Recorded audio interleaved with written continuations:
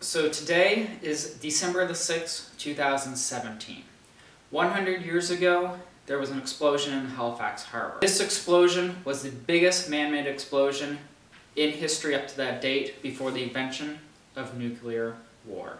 So our harbor here in Halifax is one of the largest natural harbors in the world.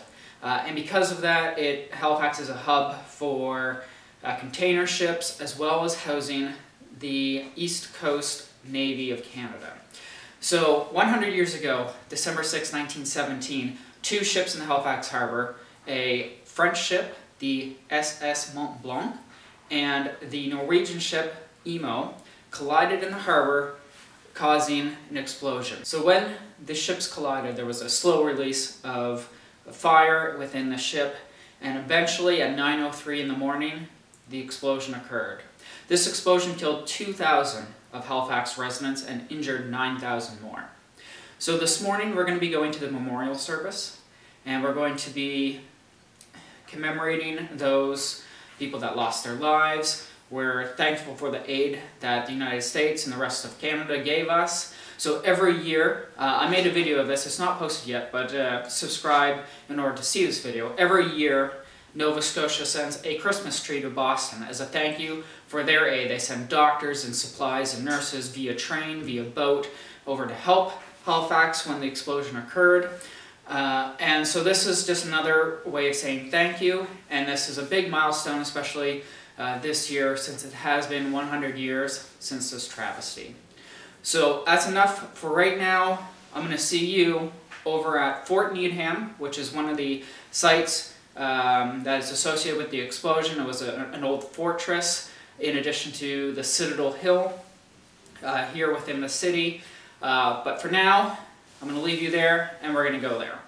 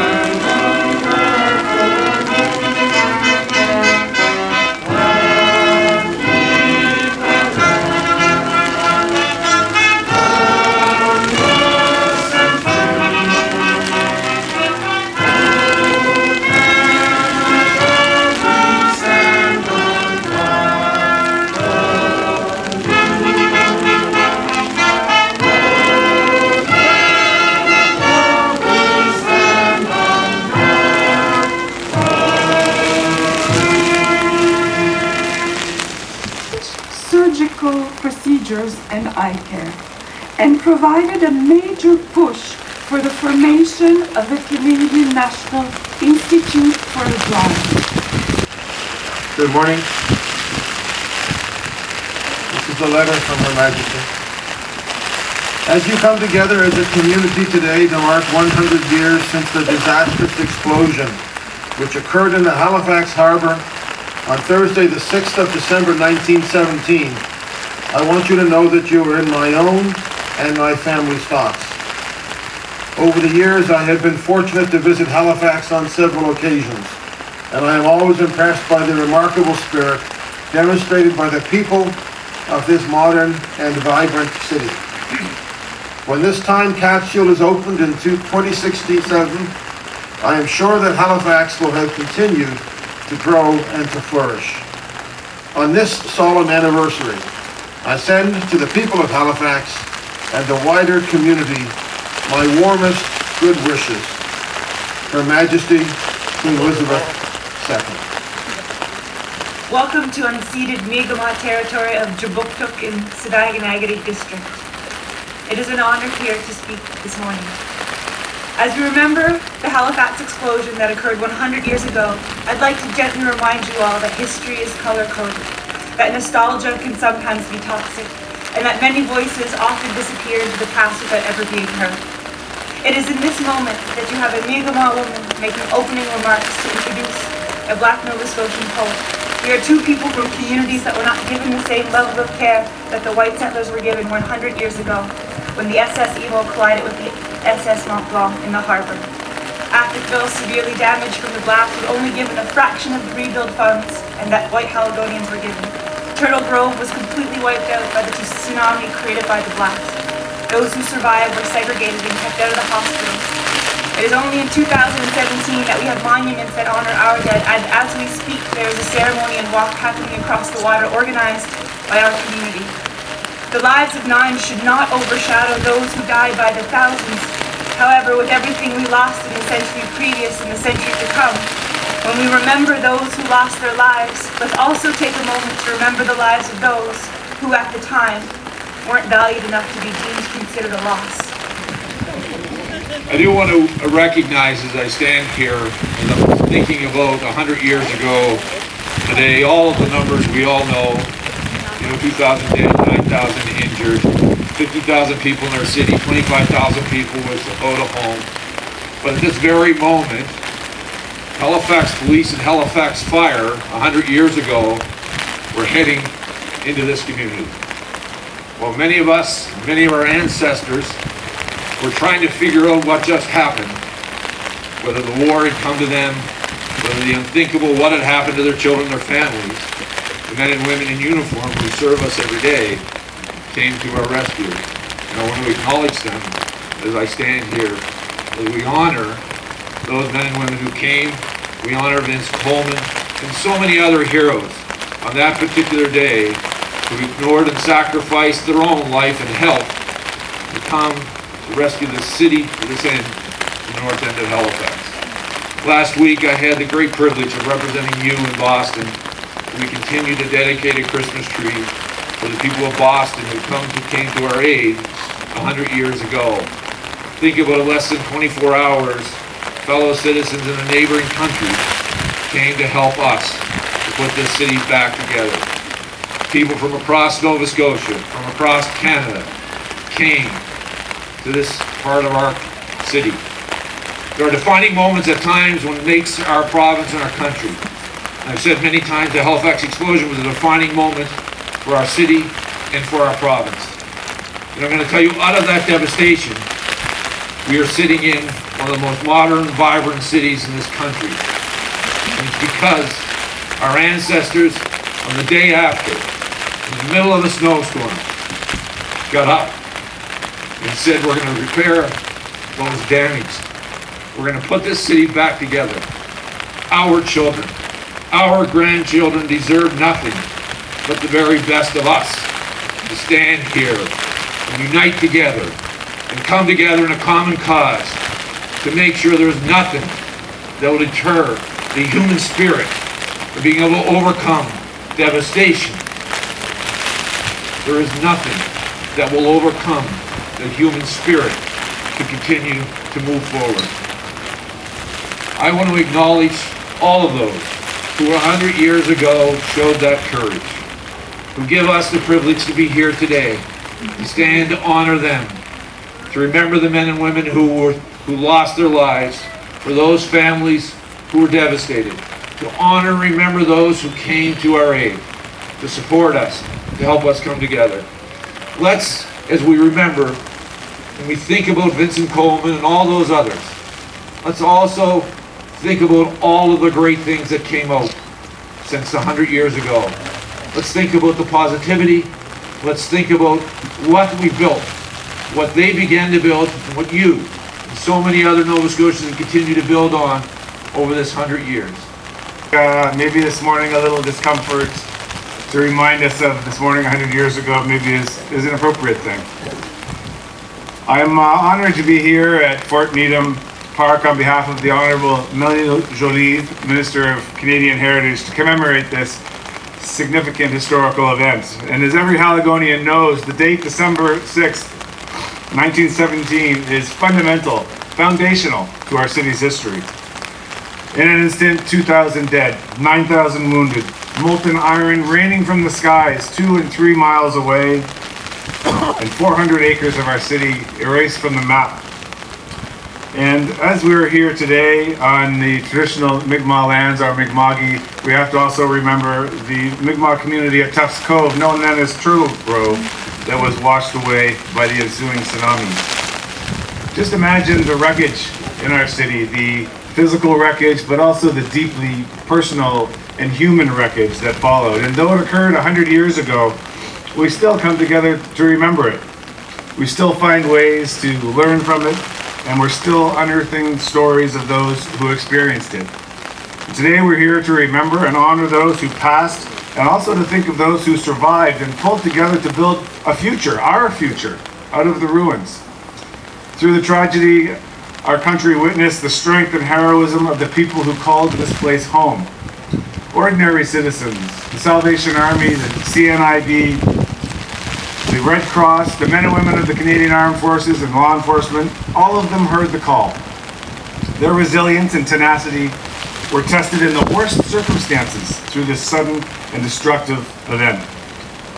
And their strength shows us the other side of the Halifax explosion, the part of the story that we don't tell enough. And that's the story of our rebuilding, the story of our regeneration. We plucky Haligonians, we came together, we rebuilt our city, and the Halifax spirit is stronger than ever. I'd like to start off by thanking all of you for being here this morning. This morning you got up and you checked the weather and you made a decision to come here anyway and to honor our past. For that, I thank you. It's an honor here to be here this morning to remember this important event in the history of the city of Halifax, the Royal Canadian Navy, and indeed our country. The history and growth of Halifax has always been linked to the sea. When the Royal Canadian Navy was founded in 1910, a mere 4 years before the breakout of the Great War, Halifax was, as it remains today, its largest and most important base. During the war, Halifax rapidly expanded to become a world-class port and one of the most important strategic cities in Canada.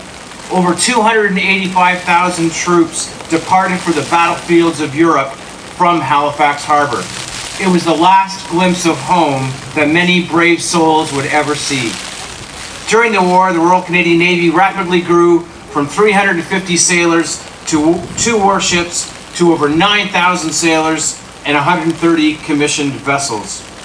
When the U-boats waged an all-out campaign to sink Allied merchant shipping in 1917, the convoy system was adopted to protect the vital flow of soldiers and supplies to the war effort. This increase in the concentration of ships in Bedford Basin and Halifax Harbor set in motion the terrible events of 100 years ago today.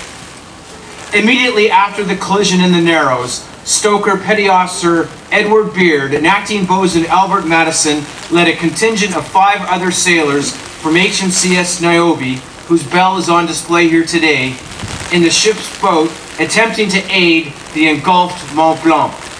They were amongst the first victims when the explosion occurred. As many people did that day, they rushed in to help. It was who they were and reflective of the time. I would suggest that not much has changed for the people of Halifax today. While the Great War set in motion the events that would lead to the Halifax explosion, it also helped lay the foundation for the immediate response and recovery. Over 5,000 Canadian and British troops waiting to travel to European battlefields were instead put to work in the aftermath, searching for survivors, rendering aid, and assisting in the cleanup effort. The newly founded Camp Hill Military Hospital, originally opened to care for returning wounded soldiers, immediately opened its doors to casualties. 100 years later, Halifax is a thriving city and a place we are all very proud of. Together, we will continue to help the city grow and thrive. The Royal Canadian Navy could not ask for a better place to call home to its East Coast fleet. Thank you for being here this morning. It's an extraordinary honor to be here on behalf of the citizens of the Halifax region. And I've been very touched as I've walked through the crowd. There are people here from many places, specifically to be with us today, as well as our distinguished guests on stage and so many people here. We have guests here from Vancouver. How you doing? Came from Vancouver today. People who came here from England to be here today, from Boston, from Moncton, from St. Thomas, Ontario, from Peterborough, Ontario. People have come here today to stand in the rain and honor the memory of those who died 100 years ago today. Thank you. And if you came from far away, thank you. If you came from nearby, thank you as well. It's my belief that history is told through the individual stories. The numbers you know. It is the individual stories that tell the story of the Halifax explosion. It's the story of Vincent Coleman, who gave his life to save 300 people coming on a train, who knew that he was giving his life. And his Morse code is tapped into the steel over here. You can see it before you leave. His relatives are here today. Jim Coleman came from Calgary. Thank you, sir, for being with us today. I'm very pleased that the city of Halifax, very soon we will have our newest ferry, will be going back and forth across Halifax Harbor under the name Vincent Coleman. And I want to acknowledge Councillor David Hensby, who for many years has been pushing for this. David, I hope you're a proud man today. The individual story, the Jackson family, many of whom are under the tent. 65 Jacksons lost their lives in the Halifax explosion, and we have their relatives with us today. Cecilia Coolin, who I think is with us today. Cecilia Coolin is with us in the front, ladies and gentlemen. She was 10 days old when the Halifax explosion happened, and she is here with us today.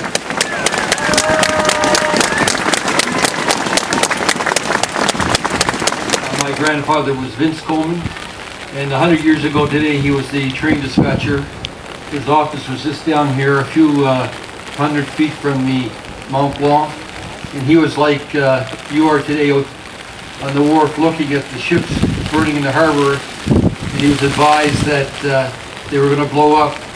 So he went back to his office and, as was said earlier, he typed out there and telegraphed that message and stopped the train, saving many lives.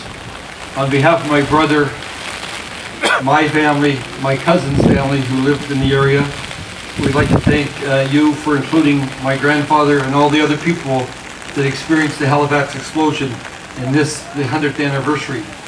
I would also like to express our appreciation to Mayor Savage and the other distinguished guests for acknowledging this, the 100th anniversary. I did not know my grandfather, but for what was written about him and the stories that we heard about him. I would like to have known the man.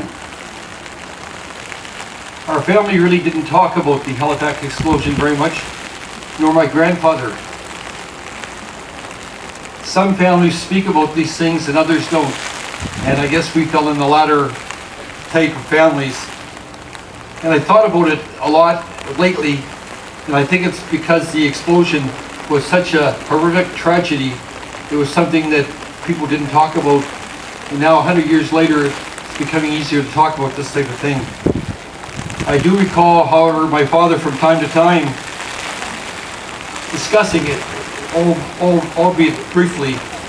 He was 11 years old and he was walking back from the church to the devastation and the ghost-like atmosphere just after the explosion. And when you think about that, it's difficult to imagine what it was like to live through that and really talk about it. As I said, unfortunately, my grandfather was not one of the survivors, but because of him, many more survivors, and we can all be grateful for that. It's a little wet today. Vince Coleman was a genuine hero to me, my family, and to many others. And we're very proud and humbled by the city acknowledging my grandfather. He had a choice. He had a choice to stay, or he had a choice to leave and try to save his life. We believe he made the right choice. He stayed, and for that many people lived. Michael Bird wrote a book, The Town That Died. I met Michael, and I think his book is well worth reading. However, Michael was wrong. The city was devastated, destroyed in many places, but it did not die. The survivors, like my grandfather, had a choice. They also had a choice. to stay or leave, go to Truro, go to St. John, New Brunswick, go somewhere else. But they stayed and rebuilt the city into this marvelous place we have today. They are also heroes in my view. So I'd like to take this moment to remember all the heroes. My grandfather, the survivors who rebuilt the city, as well as those who lost their lives. I salute and honor all of them. On behalf of my brother, my cousins, and my family, thank you very much.